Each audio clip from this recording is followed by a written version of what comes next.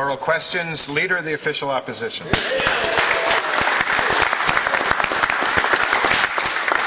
Thank you, Mr. Speaker. Our opposition office reached out to the NBTA to ask what clause there might be that would prevent classroom teachers from speaking up about our broken education system.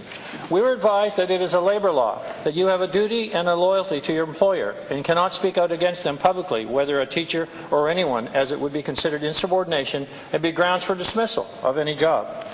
Well, I'm sure the Premier will agree that the teachers indeed have a duty and a loyalty to their employer, the same employer that we have. All of us here on this floor of the legislature are our employers, the people of this province of New Brunswick. Does the Premier agree with that? That's right. The Honourable Premier. Mr. Speaker, as I said yesterday, we've made it very clear that how we developed our education plans was by listening to teachers. Mr. Speaker, the Minister and I met with over 100 teachers where we had great feedback, great suggestions, and many concerns raised, Mr. Speaker. There was no sense in that room that they could not say exactly what they wanted to say. They had good feedback, constructive feedback. They had great things to say about some of the things that are happening in the province, and yes, they raised many of their concerns. Alors, Monsieur le Président, nous avons mis très clair que nous voulons travailler avec nos enseignantes et enseignants.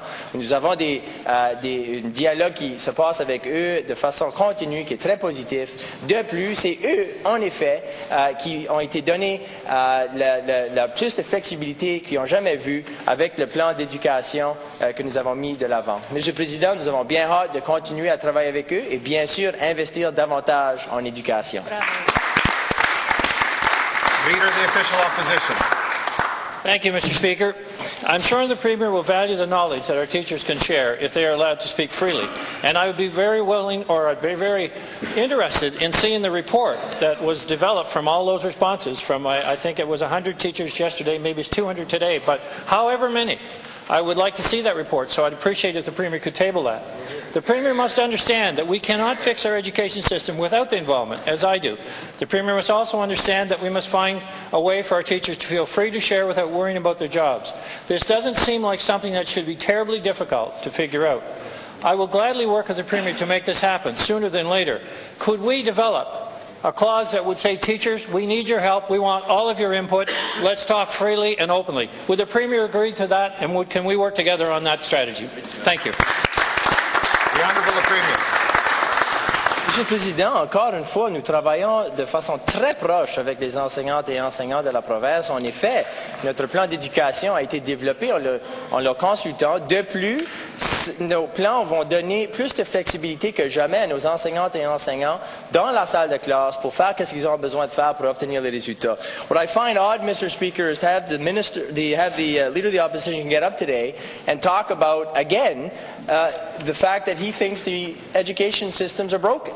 Mr. Speaker, they are not. There are challenges, but there are so many opportunities. And there are so many people working hard, working long hours, doing everything they can to make sure we have the best education system possible, Mr. Speaker. So again, I ask the Leader of the Opposition to stop calling the system broken. It's demoralizing, and more importantly, it's inaccurate, Mr. Speaker. Leader of the Official Opposition.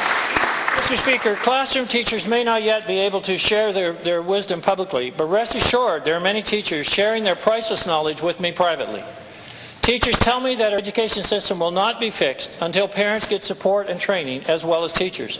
Out of the typical classroom, as many as half of the parents are not able to support their children's learning at home. Remember, over half of our population is functionally illiterate. So many children that enter our schools lack a stable home life, or the parents do not value the role in education for our own child. How can we help those parents? That in turn will help the teachers. Does the Premier agree that in order to fix the system in education, we must also address the concerns by those parents at home that also need our help? The Honourable Premier. Monsieur le Président, encore une fois, nous avons un dialogue qui est très productif, qui est très proche en plus avec les enseignantes et enseignants. Le chef de l'opposition parle du fait qu'il y a des enseignantes et enseignants qui vont lui parler. Oui, il parle, bien sûr, Monsieur le Président, il parle. Le président, comme on sait, le président du NBTA du côté anglophone a dit que les défis que nous avons dans notre système tout de suite, c'est en raison des coupures qui ont été faites lorsque le chef de l'opposition était le ministre de Finances. Il a coupé en éducation. Monsieur le Président. De plus, nous avons une enseignante, Annick Carter de Moncton, qui a dit, et je cite, « Le système éducatif n'est pas brisé, chef de l'opposition. Il nécessite des ressources additionnelles pour répondre aux besoins de tous les élèves. » Une autre citation, Monsieur le Président. « Le système éducatif n'est pas brisé, chef de l'opposition. Le taux de réussite en littératie deuxième année a augmenté depuis 15 ans dans le secteur francophone. » Ça a été dit par le directeur de pédagogie et des affaires éducatives de l'AEFNB. Il parle, Monsieur le Président, et il dénonce les propos de le chef de l'opposition. Leader of the official opposition. Mr. Speaker, in the matter of early immersion, our New Brunswick teachers are telling me that many of our children do poorly in both languages because so much of the fundamental language, arts, math, science, and social studies curriculum gets muddied and misconstrued because of the teaching of the second language can often be difficult in all subjects. They may feel that their efforts that the current French program, rather than beginning a new program in grade 1, makes most sense. Children need to be fluent readers, writers, and thinkers in their own language before they're entering a French immersion. This is what I'm hearing from teachers. Children need to be fluent in both languages before they think, writers and thinkers in their own language before they're entering French immersion. I reiterate, the program that a few of the parents can support with learning at home in any way. Can the Premier understand their concerns? Their concerns that they want to be bilingual. Our system has shown us that they are not. 65% are not achieving that goal after 40 or 50 years. Mr. Speaker, there's obviously a problem. Time. I want to work with the Honourable the Premier.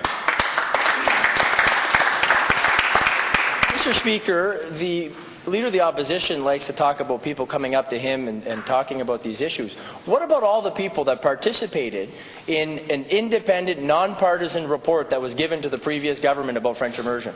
What about the hundreds and hundreds of parents, the students, the teachers, the educating leaders of the province that went up and spoke to that panel? One panel made of the co-chairs that found themselves as past ministers of education of a conservative government and a liberal government. Hundreds of people participated and told that panel what they would like to see happen with French immersion. So why is it the Leader of the Opposition gets to decide who he listens to in the province? There are hundreds of people that talked about the benefits of early immersion. And of course, there are people that have talked about the challenges of the system as it was. And as we've said many times, we're going to do everything we can to mitigate those challenges so we can offer French immersion as early as possible to our youth here in the province. Leader of the official opposition. Mr. Speaker, we can talk around and around, but the results speak for themselves. And so the teachers that are speaking up are speaking on results. The issue that we didn't implement and we didn't promise it in a platform promise was because the report, we got a lot of letters from the teachers said we don't have the results of the program until grade 12. That's why it didn't become a political commitment that has been done with this Premier, and as a result, they're in a box. I am pleased to report that I met this morning with the Minister of Education and Deputy Ministers in relation to fixing our education system. I'm very encouraged by that meeting, the tone of our conversation, the exchange of ideas and positions that have made me feel more than ever that we are finding a way to work together for the benefit of our children and our future. I must say, it was a different tone than I've been receiving from the Premier. But I hope this morning's meeting is a first good step toward changing the Premier's tone as well as in the days and the weeks to come. I believe the next step is for the Premier and I to sit down together and follow up on this morning's meeting. Time. Because the elephant in the room... The Honourable the Premier. Mr. Speaker, I appreciate the fact that the Leader of the Opposition finally took the briefing about the education plans. I don't appreciate the condescending tone from the member opposite. He talks about changing the tone, and in that very argument, Mr. Speaker, he's being very condescending, which is unfortunate. What is even worse, Mr. Speaker, is he's just admitted he was very happy to come on the floor of the legislature, criticize the education plans that we built with New Brunswickers, despite the fact that when he was the finance minister, they had no plan for education except to cut. He came in here criticizing the system, calling it broken, Mr. Speaker, and all this before he even took the time to get briefed on the education plans. It was offered to him before, Mr. Speaker, and instead of taking the briefing, he came on the floor of the legislature to spit out rhetoric, Mr. Speaker, to criticize the education plans while he knew nothing of it, and of course, to keep telling people that they should be demoralized because in his opinion the system's broken. It's not, and we're going to make it happen, Mr. Speaker. Leader of the official opposition. Mr. Mr. Speaker, the Premier forgets that I was there in government for 4 years. I know exactly what the system was, I know exactly how it is, and I know exactly what the results are. So I speak from results, not rhetoric. The results are not reflecting what we need in our classrooms in this province. The teachers with passion have said to us, we need to look at this, we need to change it. So the elephant in the room, where I was a few minutes ago, the elephant in the room is you have a 10-year plan that nowhere reflected the need to move from grade 3 to grade 1 immersion and do it before the results of the current program was in place. That is purely a political commitment that flies in the face of a 10-year plan and the stability that you have proposed to be the best path forward. I'm excited about the people in the department. I'm decided about the department move forward in areas that I've seen improvements in the past, and they're working forward on that. But, Mr. Premier, you are throwing a roadblock up by this immersion decision that's purely based on politics. Will you change that? The Honourable Premier. Mr. Speaker, we simply just do not agree. Mr. Speaker, we took a report that was commissioned by the previous government in which the Leader of the Opposition was a part of, to look at French immersion, to talk to experts, teachers, students, everybody that was concerned about the issue, Mr. Speaker, and they came out with a recommendation that grade 1 was the right spot. We've also listened to people that had some concerns and that have some concerns with the way it was done before, and we'll do everything we can to mitigate those concerns. But, Mr. Speaker, I want to assure the Leader of the Opposition that we know he was in government for 4 years, Mr. Speaker. We know because a lot of the challenges in the education system are because of the cuts that he made to education.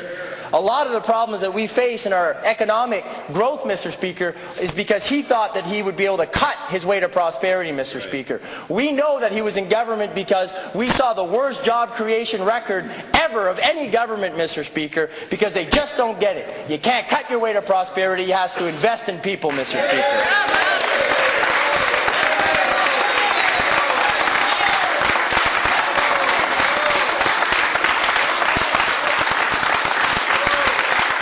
Member for Hampton. Speaker, I have some more questions regarding the government's platform promise to change early immersion back to grade 1. The Minister of Education has frequently made mention that many experts say the earlier children start, the better. I don't think anyone is arguing that point. Certainly I am not. But I don't know what the experts would say about getting an earlier start in an education system that has room for improvement, especially in the area of classroom composition and support for the classroom teachers. I don't know what the experts would say about a government that brings forth a 10-year education plan with no mention of this big change and then announcing the change just a few weeks later. This brings me to my first question. Why was the change not included in the 10-year education plan? The Honourable Premier. Well, we can agree with the opposition on this one, Mr. Speaker. Earlier is better. And we're going to provide the best opportunity to New Brunswick youth to be able to learn a second language based on the hundreds of people that commented on this important subject a few years ago to an independent panel that made a recommendation to put it back to grade 1. So we agree with the member opposite on that. And I know that there are many MLAs on the other side, Mr. Speaker, that agree with this. Many of them campaigned on this issue in 2010, Mr. Speaker. Many of them were very pleased to see their government commit to putting back French immersion to grade 1, and I'm sure many of them were very disappointed when the former Minister of Finance and his cabinet decided to renege that promise and not put it back to grade 1. I know, Mr. Speaker, ask Craig Leonard, the past Minister of Energy. That guy ran around Fredericton going door to door talking about how much of a shame it was that French immersion was changed and that it had to be in grade 1. And I know that there are many of his colleagues that are here today that believe the same thing, Mr. Speaker. For Hampton. Mr. Speaker, it appears as though the government is putting a platform promise ahead of people, namely our children, and that's a shame. They broke lots of platform promises and didn't seem to bother them. Why are they choosing to keep this one? I'd like to ask one question about the 10-year education plan document. I'd like to ask the Minister if the two authors of the 10-year education plan wanted to include reference to the platform promise to change early immersion back to grade 1. I'll frame my question like this. Did the authors make reference to the early immersion change, and if so, why was that not included in the 10-year education document? The Honourable Premier. It's interesting to see the opposition squirm, Mr. Speaker. They don't understand when somebody makes a promise in their platform and they actually... Southwest will come to order. They don't understand how somebody could actually make a promise in their platform and fulfill that promise, Mr. Speaker. We said, when we ran in 2014, that we would bring early immersion back to grade 1. Mr. Speaker, we made this decision and position because we saw the report that was commissioned by the previous government that made that recommendation. A report that I want to add was built by listening to New Brunswickers, and that included teachers, students, parents, and those that were concerned about the issue. So, Mr. Speaker, we're basing it on a very independent and thorough process. We're basing it on, as the member opposite said, on the data that says that it's better to go early, and we're going to do it in a way that we mitigate a lot of the challenges that were there before, and we're happy to say we're going to invest more in education to get this and more things like it done. Member for Hampton. Mr. Speaker, so I understand the situation correctly, if I understand it correctly, the government is bound and determined to ram ahead with this change to early immersion despite pleas from teachers for stability. I hear from teachers, administrators every day. I pulled over last week and talked to one administrator in the province who spoke for half an hour at length about not being listened to. They said they went to the panels, said they had messages within their staff meetings to move on, and they weren't included. The government seems to be ignoring the MBTA as well. The government is going to ignore pleas from parents. The government is going to ignore the advice from the official opposition.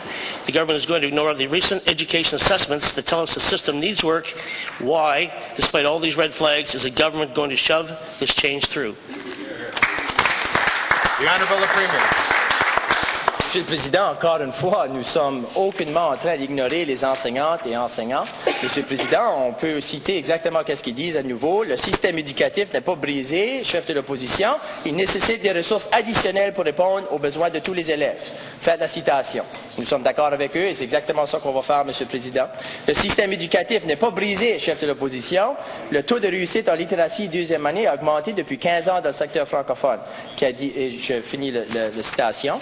Et encore une fois, Monsieur le Président, nous sommes d'accord. Le système n'est pas brisé. Il y a des défis, mais il faut travailler avec les enseignantes et enseignants et il faut les appuyer de façon financière pour s'assurer qu'on va avoir les résultats qu'on veut tous et toutes voir. Mr. Speaker, we're listening to teachers, and that includes an NBTA. We listened when they said that a lot of the challenges that we face in education right now are because of the former finance minister's cuts to education. Well, worry not. We're going to work with teachers and invest more in education than any government in the history of our province. Deputy Minister Madawaska Centre. Merci, Monsieur le Président. On s'entend, Monsieur le Président, que les personnes âgées ont bâti cette belle province dont nous bénéficions aujourd'hui. La moindre chose que nous pouvons faire, c'est de s'assurer de leur donner les soins, d'être soignés comme il se doit et d'avoir une qualité de vie à la fin de leur jour. Monsieur le Président, il a été très clair que depuis un certain temps, depuis l'ouverture même de la résidence des bâtisseurs à Edmundston, que le personnel, que l'administration, que la communauté crient pour avoir plus de personnel pour soigner.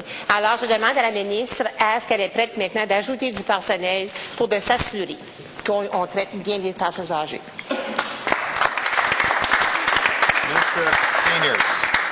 Mr. Speaker, I thank the member opposite for the question, and what a opportune time for me to stand here as the Minister of Seniors and Long-Term Care, and I certainly appreciate the opportunity to speak to New Brunswickers. We all have the same ultimate goal, is to ensure that seniors are getting the care that they need and that they deserve. As we know, the nursing home that we're talking about in Edmundston is not funded for employees on the basis of our regular standard. In fact, the nursing home receives funding for additional full-time employees above the standard for a home of this size. Keeping in mind that the employees of nursing homes are not members of the public sector, and they're employees of the board of directors, and that they need to be responsible to manage all of the labor relations and employee performance, and that's what they're doing. Thank you. Deputy Minister Madawaska Centre. Monsieur le Président, c'est un peu triste d'entendre la réponse de la ministre ce matin. Il est très clair que la communauté crie, sonne des alarmes. Il est très clair que le personnel dit ne pas nécessairement pouvoir ou pas la capacité, en raison principalement de l'infrastructure, de donner les soins appropriés tels que demandés, tels que requis et tels que les personnes âgées ont droit. Donc, la ministre, le même dit à Radio-Canada, écoutez, on a des budgets, il faut arriver à survivre à l'intérieur l'intérieur de ça. Il y a des investissements qui se font partout. C'est des décisions gouvernementales que le gouvernement fait dans tous les secteurs. Maintenant, c'est le temps d'investir auprès des personnes âgées. C'est pas normal que les gens doivent attendre longtemps dans leur couche, littéralement, avant de pouvoir à recevoir de l'aide et d'assistance. Je demande encore à la ministre, est-ce qu'elle peut entendre le cri du cœur des personnes âgées, des familles, des employés, de l'administration, de la communauté et le mien qui les représente? Est-ce que la ministre peut regarder... Minister of Seniors and Long-Term Care. Thank you very much, Mr. Speaker, and we certainly are listening to every single issue that we hear about seniors in the province of New Brunswick. And I have been going around to visit nursing homes. In fact, I'm up to 22. And I've met with over 24 different stakeholders. And I will continue to listen, and I will continue to act. The Department of Social Development is not responsible for the day-to-day operations in the nursing home. It's the responsibility of the Board of Directors and the management of the nursing home. But however, Mr. Speaker, New Brunswickers need to know that we ensure that residents receive the best possible care and that social development does this by ensuring that nursing homes comply with the Nursing Home Act's regulations, standards, and policies. Mr. Speaker, we are listening and we're making sure that our seniors are getting great care, and we will continue to do that. Deputy Edmiston Madawaska Centre. Donc, la ministre, elle dit qu'elle écoute, c'est le temps qu'elle agisse, Monsieur le Président, parce que tout le monde s'entend de dire que les personnes âgées ne reçoivent pas les soins qu'ils devraient. Monsieur le Président, je demande encore à la ministre d'ouvrir son cœur, de regarder la situation. Il y a problématique. Elle doit s'asseoir et elle doit nécessairement regarder à trouver des solutions. La board ou le conseil d'administration gère, oui, dans le day-to-day, mais avec les règlements du ministère, les standards et le budget, etc. Je demande à la ministre de prendre son pouvoir et de regarder et de résoudre le problème à Edmundston, et pas dans 2 semaines, pas dans 1 mois et non dans 3 mois. Maintenant, il y a une crise actuellement. Je demande à la ministre de répondre aux besoins des aînés. The Honourable Minister of Seniors and Long-Term Care. Thank you very much, Mr. Speaker, and for the record, I don't need any member of the opposite side to tell me to open my heart to seniors in New Brunswick, because it's wide open. And what's happening with seniors in this province, there's some really good things happening, but because of past mistakes and people ignoring things that have been going on, I'm here and I'm doing my best to make sure it gets fixed. I'll tell you one other thing, Mr. Speaker. The department investigates every single complaint, no exceptions. We acted immediately, and departmental representatives visited the nursing home to discuss the concerns. So, Mr. Speaker, we are acting, we are listening, we're getting things done on this side of the House. And, Mr. Speaker, seniors and how they're cared for is most important to me, and I'm getting that job done.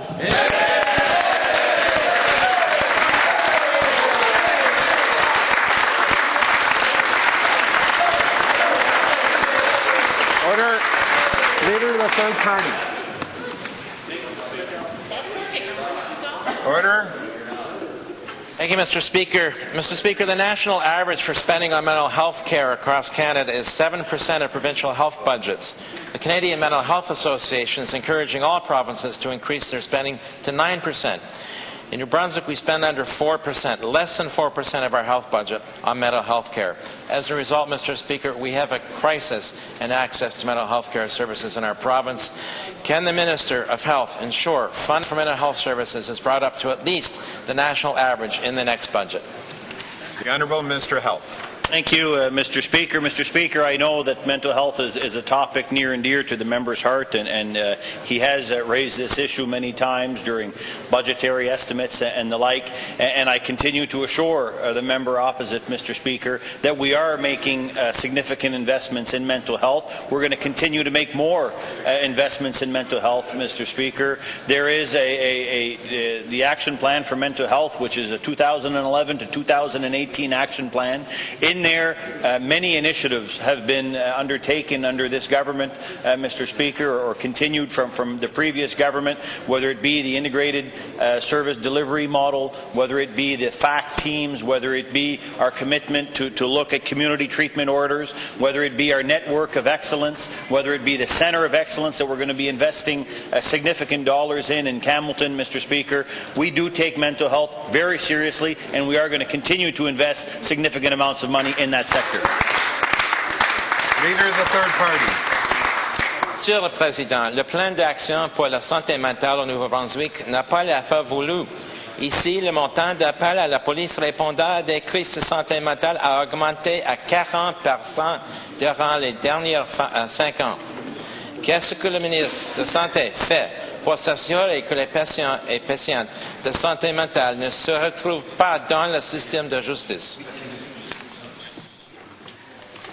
The Honourable Minister of Health. Merci, Monsieur le Président. Monsieur le Président, encore, comme je l'ai dit, nous investissons des sommes additionnelles en santé mentale. Nous prenons la question de la santé mentale très importante. Et c'est vrai que nous avons du chemin à faire, Monsieur le Président, mais nous continuons de le faire. Nous suivons de très près les recommandations telles que mises de l'avant dans le plan d'action pour la santé mentale qui couvre la période de 2011 à 2018. Nous faisons des investissements importants, Monsieur le Président. Juste un modèle en particulier, c'est notre modèle prestation de services intégrés. Nous avons vu dans les endroits où nous avons mis en place ce modèle-là, que ce soit dans le comté de Charlotte ou dans la péninsule acadienne, nous avons vu les listes d'attente essentiellement éliminées, Monsieur le Président. Et là, nous allons introduire ce programme-là à la grandeur de la province. Alors, nous faisons des investissements très spécifiques pour s'assurer que nous sommes là pour offrir les services aux Néo-Brunswickois quand ils en ont besoin. Leader of the third party. Thank you, Mr. Speaker. Well, the problem, Mr. Speaker, is that the problems are getting worse. It's getting tougher. This is a life and death issue for many New Brunswickers, Mr. Speaker, particularly youth. Just a few weeks ago, CTV reported the case of Amanda Brown, a young woman who had attempted suicide 3 times over the course of 3 months. In Amanda's experience, there's no professional therapy available to New Brunswickers like herself in crisis. Will the minister ensure that the kind of professional therapy needed in these cases is provided so we don't let Amanda down? The Honourable Minister of Health. Thank you, Mr. Speaker. Mr. Speaker, again, I don't want to take away from the importance of the questions coming from the Leader of the Third Party. Mental health is a very serious issue, but it is an issue where New Brunswick is making significant gains, Mr. Speaker. We are taking what was pilot projects that have proven to be successful, and we're rolling them out province-wide. Whether it be the ISD model, whether it be the FACT teams, these are initiatives that have been tried, tested, and proven to have concrete results for our children, for adults that need these services, and we're now taking these programs and we're rolling them out across the province. So we are going to see significant investments. We're going to see positive results. And Mr. Speaker, I come from a health ministers meeting just a few weeks ago where New Brunswick is being mentioned as one of the provinces to watch when it comes to mental health because of the innovative initiatives that we're undertaking here in New Brunswick. Member for Sussex Fundy St. Martin. Thank you, Mr. Speaker. Mr. Speaker, just moments after the legislature closed for the summer, a story went up online about a massive privacy breach in the Department of Social Development. A briefcase filled with keys, names of people, and their phone numbers was stolen. These keys and personal information belong to 600 seniors and low-income New Brunswickers. Through the access of information, we have discovered that the focus of the government was to keep this from the public and out of the media until the legislature rose for the summer, and they succeeded, Mr. Speaker. My question is for the Deputy Minister, who is now the Minister of Families and used to be Minister of Public Safety when the massive privacy breach occurred. Why was such an effort made to keep this a secret, out of the media, and was the Privacy Commissioner advised of this affair? The Honourable Deputy Premier. Thank you very much, Mr. Speaker. I'm very honoured to stand in the House today. I want to assure the member opposite that nothing was hidden. It was immediately the action was taken once the crime had happened. And I want to thank the members of Social Development at the time who acted right away, so nobody was in danger. Everybody was safe at the time and continued to be safe. But it's unfortunate that the member opposite would put this on towards an employee who was trying to work hard and do what's best for the clients. It was a crime. Unfortunately, crimes happen, and that's where the blame should lie, on the person who committed the crime. And we will continue to work hard, and nothing was hidden. We worked hard. People were safe. Doors and locks were changed immediately to make sure and give the people that they were safe, the mental anguish that they were safe. So again, it was a crime, and unfortunately crimes happen in our province, but people were looked after it. Time for question period has expired.